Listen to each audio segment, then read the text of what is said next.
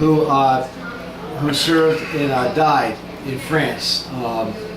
His name was Cornelius Kelly. It was after World War I and after he had died in the first day of the last battle of the war, that the city council decided to name Vernon Square Kelly Square, K-E-L-L-E-Y. So we get wound up about Kelly Square. Remember the extra E, we're very proud of it. It's a living war memorial.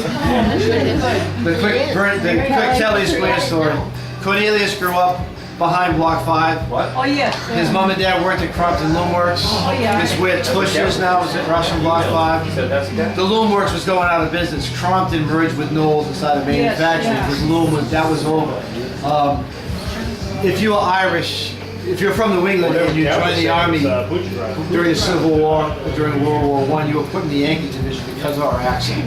The Army couldn't figure out how all these people from New England could stand, listen to instructions, and then apparently march off and do whatever the hell they could do. And I always blamed it on the accent. They were hard to manage, very ferocious fighters, but they'd ask if there were questions, they'd say there's none, and then they march off, and it was kick the ass out of the enemy. So World War I, Cornelius joins the Army. He's the son of an Irish family. It's a low-end job working at the Loom Works. If he puts 4 years in the Army, he's going to go home, be higher on a cops list, be higher on a police list, be higher on a teacher list. It's just a smart way to not be an immigrant anymore. He goes to Mexico, he's chasing Pancho Villa. World War I breaks out, they send him to France. Like your kids are going to Iraq and now Pakistan. It's the same old.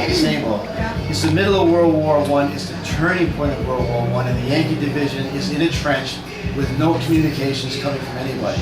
Cornelius decides to stand up and walk out onto the battlefield with the bombs going off and the gunfire as if the battle isn't happening. He finds a wire, splices it in the field, turns around, walks back, gets in the trucks and says to his superior officer, "Turn the radio on.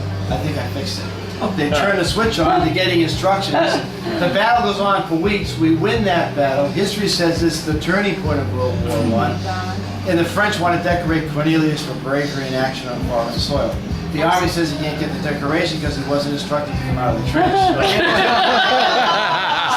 Same old. He does drink at the Vernon. This bar is around then. He drinks at the Vernon. He goes back, and on the first day of the last battle of World War I, he's sprayed with mustard gas and dies. He's Irish, he's infantry, they don't bomb people.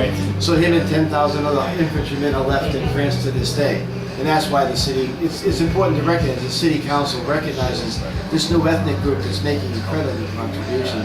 So they actually changed the name of Vernon to Kelly. So we think that Kelly Square shouldn't be touched. And as Yacht Club members, when you leave here tonight, you'll stop at one of the 7 stop signs.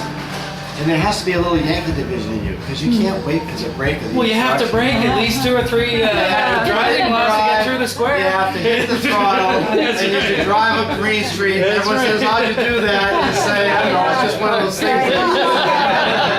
If you ever get a ticket from a cop, say, "I'm a Yacht Club member," I don't stop. Cornelius instructs me, I have to keep moving. So don't touch Kelly Square, we think it's wonderful. Don't forget the extra D. And have a good fun, all right? Come on Downstairs we go.